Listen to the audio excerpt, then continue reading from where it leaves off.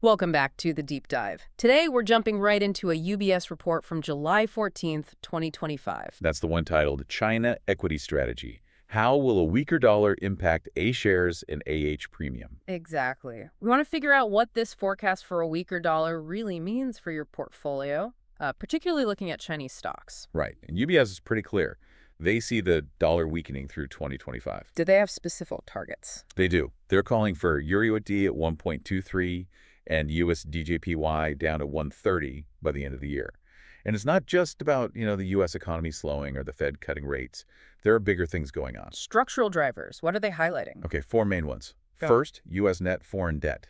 It's climbed to, 88% of GDP. 88%? That's massive. What was it before? Just 9% back in 2005, so a huge structural shift. Okay, what else? Second, and this one's quite striking, the dollar is just overowned globally. Meaning? It makes up 58% of global FX reserves, but the U.S. share of global trade, only 16%. Quite a mismatch. A big one.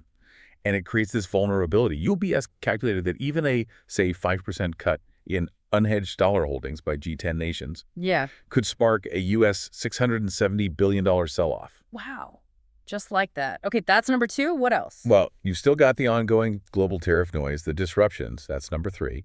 And fourth, just looking at purchasing power parity, PPP, the dollar looks overvalued. Right. So structurally, a weaker dollar seems likely. What does that usually mean for global stocks?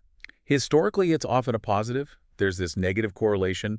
Weaker dollar, stronger global equities. It acts like a tailwind. And emerging markets especially. Yes, EM tends to benefit the most. UBS estimates roughly a 10% drop in the DXY, the dollar index, could boost EM's relative performance by about 9%, based on past correlations, of course. A 9% relative boost is significant. But okay, China A shares are technically EM. How does this filter down to them? Is it the same story? This is where it gets nuanced. Yeah. Yes, A shares are EM, but the direct impact from foreign inflows due to a weaker dollar is likely modest. Low foreign ownership. As of Q1 this year, foreigners held only about 3.4% of the total A-share market cap. That's roughly RMB 2.97 trillion. So foreign flows aren't the main game in town for the overall A-share market. Not the primary driver, no. Plus, UBS economists don't expect China to actively weaken the yuan either.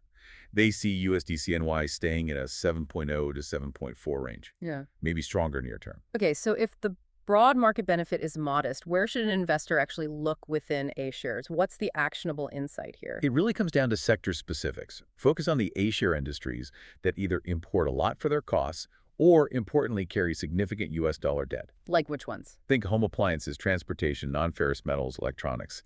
They get direct cost relief or debt servicing relief from a weaker dollar. And remember, Chinese firms had nearly $750 billion in offshore USD bonds outstanding by June 2025. Financials, industrials, real estate were big issuers. Got it. So targeted sector plays, not a broad market lift. Now let's talk about the AH premium, the gap between mainland and Hong Kong shares. Right. It tracks the dollar index, the DXY, really closely. A 0.83 correlation over 15 years. That seems odd given the HK dollar is pegged to the US dollar. It does seem counterintuitive, right? Yeah. But the key isn't the direct FX translation, it's liquidity. Liquidity, explain that. The core driver is the difference between onshore mainland liquidity and offshore liquidity conditions. A strong dollar often means tighter money conditions globally, which tends to hurt H shares in Hong Kong more. Okay. Conversely, H shares tend to do better when the dollar is weaker, global liquidity is easier, and money is flowing into EM. And we saw that divergence play out in the first half of 2025. Exactly. The DXY weakened and the AH premium actually came down.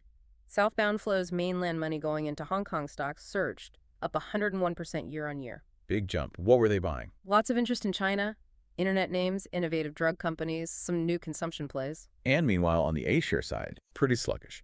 New A-share mutual fund launches were way down compared to recent years. That points to tighter liquidity onshore, limiting A-share performance. So the single biggest takeaway for someone looking at A versus H shares right now? It's watch the liquidity, not just the dollar's headline move.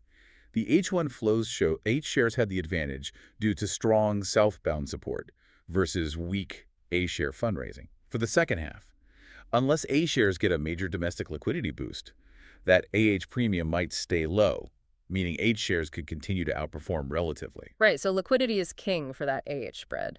It seems clear that while a weaker dollar is generally good news for EM, the story for China gets complicated quickly between onshore and offshore dynamics. Definitely.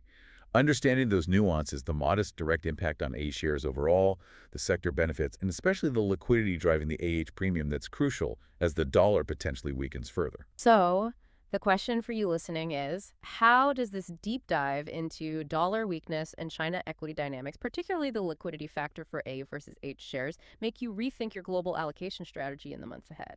Thanks for joining us.